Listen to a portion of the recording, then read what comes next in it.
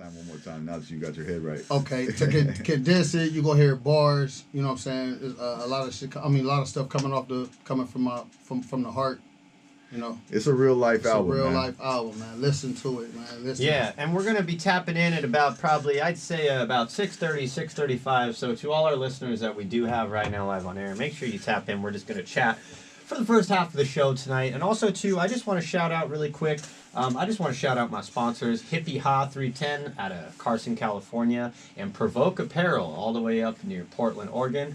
If you guys are looking for good quality streetwear, things that'll stand out and make you pop at a party, make sure you check in with Hippie Ha and Provoke Apparel. Just want to shout them out. Always got to show love, right? Got to show love to the sponsors. Sure. And also, too, just want to touch on just a little bit is we do have my album release party coming out in April. We are working on that today, so make sure you stay tuned. March 1st, we have an announcement for a single and the album release party for my album in April. So make sure you be on the gram or wherever you get your social media, your news, as long as it ain't Fox News. No, I'm kidding. But Brody, just let's dive into some questions here, man. So music for you. So you're a hip hop artist, correct? So the listeners can understand that. So what was some early days of hip hop? Well, how did you get into hip hop? What were some of the first tracks you heard?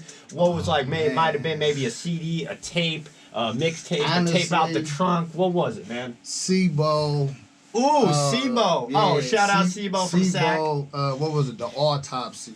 Ooh, that's a little C.O.A. Brother Lynch song right there. Yeah, I just gave my age a little bit, but I was gonna say it's all good. Hey, but C.O.A. though, one of my favorite C.O.A. songs is 187 on the 187 on the block, I think, with Tech Nine and Brother Lynch on. Yeah. Oh, that's a good one right there. That's actually how I discovered C.O.A. because I was scrolling through Tech's discography, what he was featured on. I was like, C.O.A. All right, let's check this out. Oh, okay.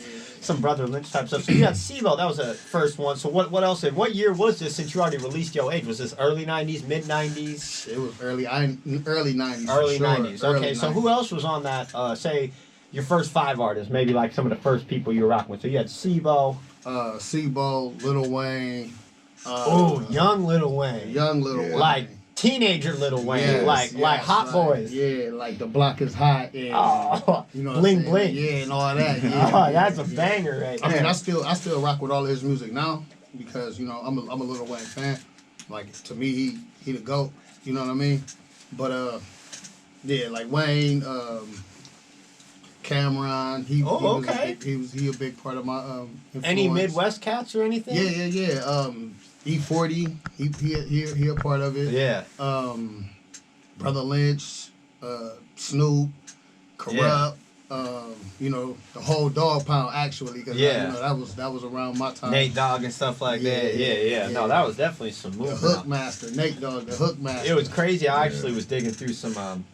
I used to collect just the singles out of the record stores, the vinyls at the dollar bin. Mm-hmm. I found a JD Nate Dogg single. I forget the track. I don't want to body it, but it was crazy because it don't matter what track Nate Dogg was on. You already know he's singing a hook. It ain't hit till Nate Dogg spit. Right. And it was just crazy because it's just like how versatile he was. It didn't matter if they were like on some R&B stuff, on some soul stuff, some G-funk, you know. And so for, let's say like this, do you have any kind of like, say with those inspirations from the West Coast, do you have any of that tied into your style and what you have accumulated as an artist? Yeah. What is it about them that motivated you? Like a particular skill or trait maybe that helped you persevere something? The deliveries, like cadence, pockets and cadence, stuff. Yeah, all of that. I'm a huge when we get off into it, you're gonna hear the cadence and stuff too. Yeah, on your thing and when broadcast failed. Okay. Sorry. It's all good. Just technical difficulties on that one, but continue with that. But yeah, you hear it. Okay, for sure. Definitely. So with that, so on this album we got coming out, what's the name of this album? For your version, it's called C.O.A. C.O.A. Yeah. Okay, so what's C.O.A? Was that Confessions of a Hoe? You know okay. All right, we'll keep it PG here. Yeah, that's what I said for your version. Yeah, for my version. Yeah. But so how many? It's a 10. Got 10 tracks, 10 and we got a wrist feature, of course, right? Definitely, we got wrist is on I think 3. Okay, and then 3 tracks for it. That's what they. Oh, you're all good.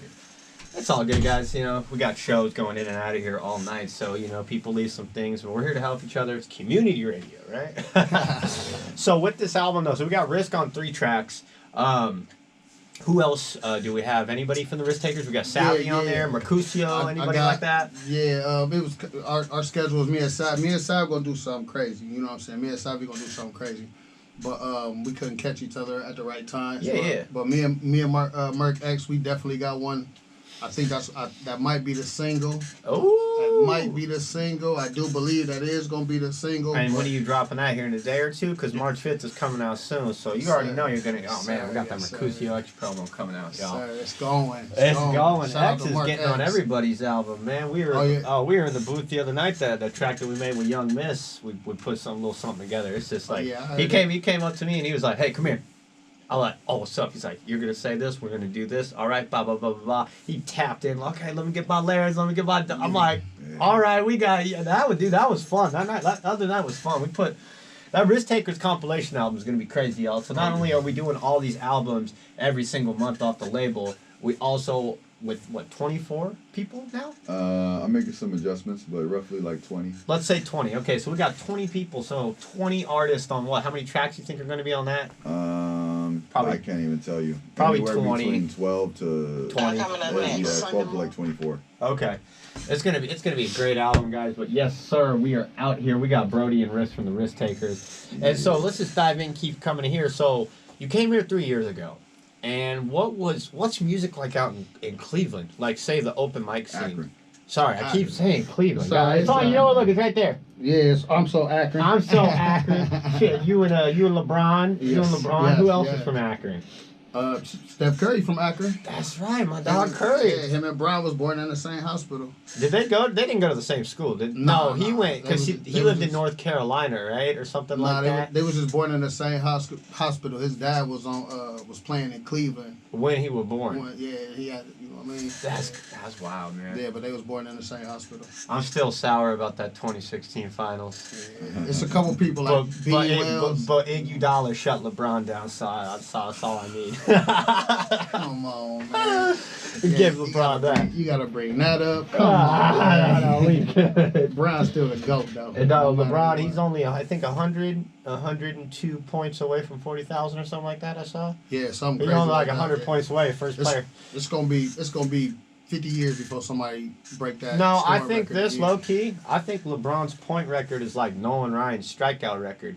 No one's gonna break Nobody's it. gonna break it. Because you got to think Nolan Ryan played ball for like 27 years, and LeBron has that ability to probably play 25 years. He's year 20. Oh, He's yeah. got 5 more in him. I think he year 21. 20 or 21. He was drafted in year 20. He drafted in 03, so 23, 24. Yeah, it's year 20 for him. But I think he's gonna set the standard of a record in a sport that will never be broken. Because honestly, you look at Randy Johnson. Randy Johnson played 23, 24 years, and even then, he got a slow start in his career before he fixed his mechanics. So honestly, like, if you're not spending money like LeBron on your body, you're not. I don't think you're gonna. Man, listen. I mean, $1 million. Yeah, a year. $1 million He spends a year on his on body, his his health, his food. He has a personalized chef. I mean, no players in the 80s, like, I mean... Well, nobody doing that. Yeah, exactly. As Jordan would say, at halftime, people were drinking beers and doing lines and smoking cigarettes at halftime. They were already over it, you know? For real. You know, and I think probably the only person that could come close to it, just looking at the stats, but if he stays healthy, would be Victor Wembanyama. Yeah. He's only playing half a game, and he's averaging 21 points a game. Yeah, he got a long way. He got to bulk up a little bit, but he can't get too big because his ankles are going to give out. That's why Yao Ming retired, you know? Yeah. So is basketball a good, is that a big thing for you? Are you a big sports guy since we're talking about sports now? Yeah, huge sports guy. And so are you all Cleveland? Are you a Browns fan, Cavalier fan? Browns fan, Laker fan. I'm a Michigan Wolverine fan. Oh, okay. I like the Wolverine. Blue, I started rocking with Michigan because they picked up Harbaugh, and Harbaugh was the 49ers coach. So I like Harbaugh, bro. And now he's coaching the Chargers, and I'll be seeing some stuff low key on the web posting that I guess he signed a deal, and the Chargers signed him on a condition that if he wanted to sign Colin Kaepernick, he could. Yeah. I don't know if that's true. That's some rumor stuff I saw, but a condition of him getting signed to the Chargers was if he needed Kaepernick to get signed, he could sign him. and they said nice. yes. That's nice. And you know what? Justin Herbert's good, but he's kind of an injury prone, right? Now he's getting a little too crazy out there. I mean, I think Kaepernick would be a good fit for the Chargers. I think that would be great after a 5-12 or 5-11 season. Yeah, it's not happening. But let's step away from the sports. This isn't ESPN 710 out here in LA. Go over to the AM dial if you need it. No, stay here.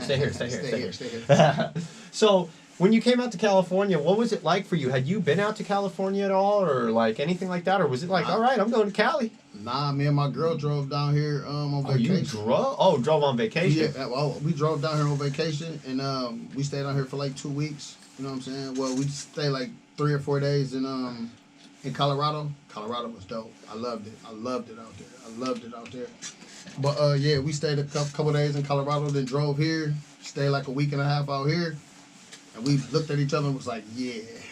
So, did you stay here in LA, or did you kind of check Cali out? Like, do you go NorCal, the Bay? We went everywhere. Santa Cruz. Well, Sac. we went when we came down here. We went to like Venice Beach. Okay, so was LA your entrance though? Like when you came, like nah, when we first did came, you take the 80? No, we went to Huntington. We was in Huntington Beach. Okay. We was in Huntington Beach for a little bit, and then what is it? Oh my gosh, Manhattan. Hermosa. Oh yeah, Hermosa Beach. We stayed there. So kind of you just fell in love with the beach, the water. I don't blame you. Yeah, man. Like if you go back and look on my social media, man, that whole week I was on the beach because I'd never been to the beach like a never real seen beach. an ocean before. You know what I mean? No. Oh, that's see, I can touch on that. So where I grew up, obviously up on the coast, I see the ocean every day. We have some people from Michigan. I kid you not. Me and my dad were in the gas station in the line. People from Michigan, they look at the guy, my buddy Rigo. I love this story. They look at him like, hey, how's it going, sir? They're like, what lake is that? He's like, look around, like, kind of trolling him a little bit. And I remember I was like, you going to tell him, Rigo? Right. He's like, you ever seen an ocean before? And he explained to them, they're like, wait, that's not a lake. Because I get it, the Great Lakes, if you look out at that lake, it kind of almost looks like an ocean. Yeah. With the horizon, it kind of just disappears and there's nothing you can see. But I remember, man, that these people from Michigan, they were in Walla, California, and they asked my buddy, the cashier, what lake is that over there? Yeah, because that's what it is down there where I'm from. It's lakes. And even the current is so crazy out there, too, that it even creates little small waves and it has like a beach life. So it's like, hey, let's go to the beach. Yeah.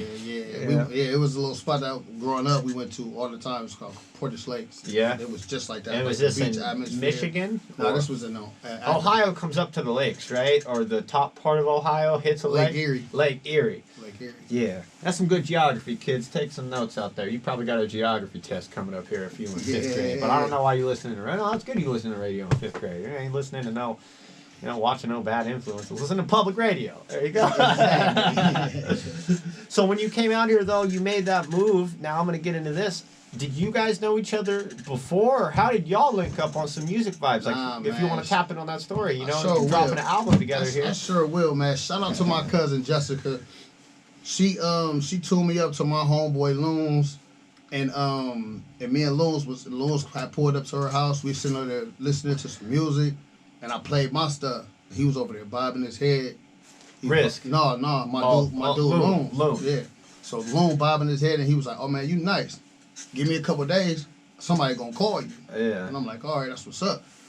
Boom, couple days later, he called you. Yeah. Loon and Risk was on the phone. He like, "Hey man, this is who I was talking about." Da da da da. I'm like, "Man, that's what's up. When you want to meet up?" And I'm like, "We can meet up whenever. I'm passionate about my music. I'm serious." Yeah, you came out here for a reason. Yeah, for real. So it was like probably like that Friday. I go over there. We ain't look back. I've been with my man ever since. Me and him been locked in ever since. Majority of the time, I made that first track that day. That first track. Was that the track, the other single track you have on your Spotify? Yeah. So that's what I was thinking. You said 3 years, okay, 2021. So that was like the beginning of the Brody Risk relationship. Because I was curious. I hadn't really had the chance to ask you because every time we're in the studio, we're just putting in work and. We're not really there to talk about our lot. Well, we're there to talk about our lots on the track, but we're not there to. It's not counseling. I mean, he does have some counseling couches in the studio. Oh, for sure. I kick my feet up on that thing all the time. I know a lot of people do. For real. So what's the? So I asked you about the music scene. So the difference. What do you see? So, and just, you've been doing music obviously longer than 3 years. Yes. When did you start making music? Like actually like writing some pen and recording your tracks?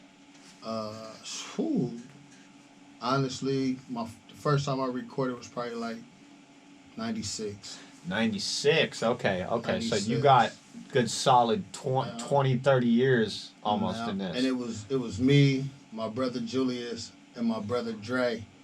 And we was 3 of the coldest. And so back then though, with everything, like what is it like with the scene out in Akron? What is there like a open mic scene where you go to downtown Akron? I mean it is, but it's a lot of politics. You know what I'm saying? Yeah, like, that's what I keep hearing, man. Every time I ask people, like I've talked to people from Texas and Florida. Yeah, it's politics. Why don't we get back to the music? Exactly, but because before I came out here, this is no lie. Like, and y'all can be able to hear the music and everything when it comes out. But to be honest, I did 10 shows down there. In Akron. In a year, yeah, 10 shows in a year, and they had this thing called the Ohio Music Awards. Okay. I didn't get nominated. I didn't get nothing, and it wasn't because my music wasn't no good. I was doing shows with big name people, so I just got overlooked. Yeah. So I figured I'd just keep doing my thing, keep doing my music, and keep doing it. Is it more just like anything? What I've been learning in my small tenure with all this, it's like pretty much like now you got independent, right? And I had Afro on the show last week, and he was saying like, compared to 5 years ago, you could get that organic growth, that like good social, like you could like pop off easier. But now he's saying like all the social media profiles have kind of caught on, where it's like now if you're going to be an independent, if you don't have major label money to a certain percentage and you're not putting into it, I mean, even if you're not putting the $5 or $10 into an ad, I know you're not getting organic views, but the whole organic growth thing, that's not really a thing anymore.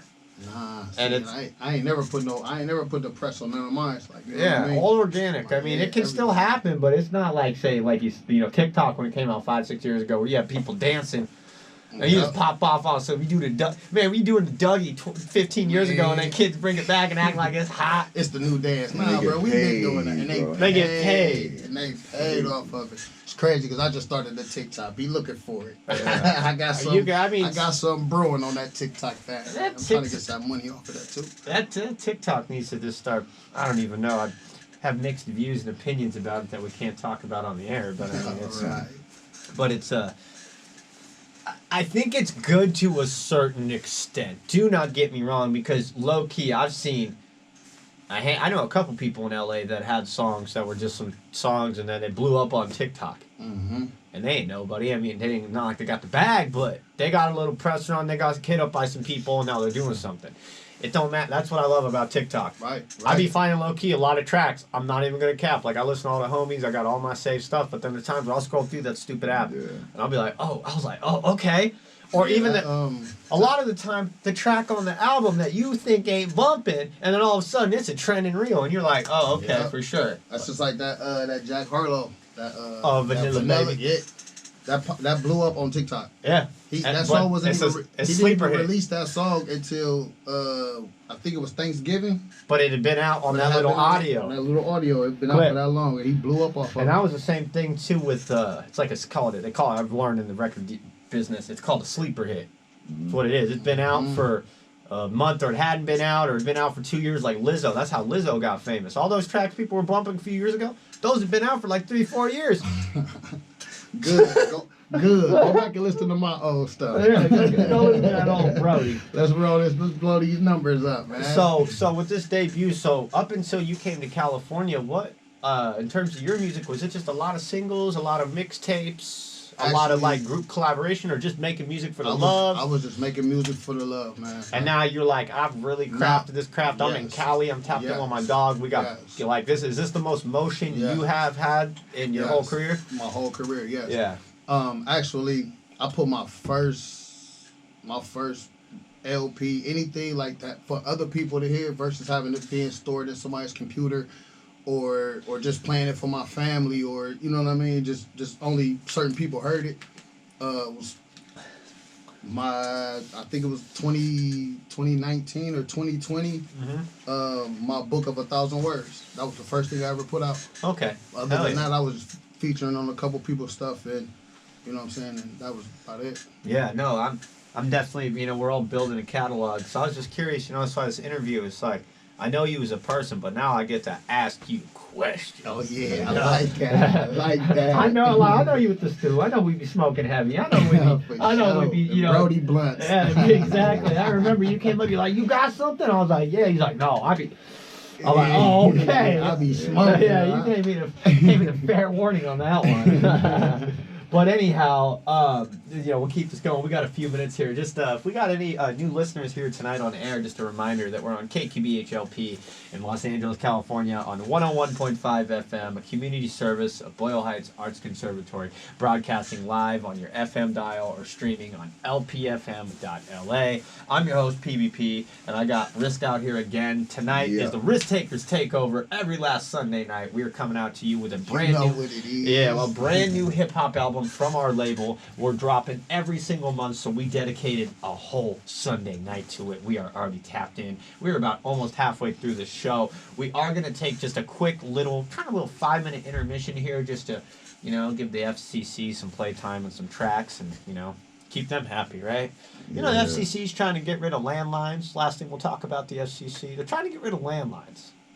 But AT&T just had a whole outage. Yeah. What are you going to do when cell phones don't work? Right. That part. I mean, not really many people even have that. I was about to say, who got landlines now? Yeah. My mom and dad. Yeah, them baby boomers. Yeah. Them baby boomers. But guys, we're just going to take a quick little intermission here. And yeah, it's always a blessing out here on Sunday night. We got the Risk Takers Takeover.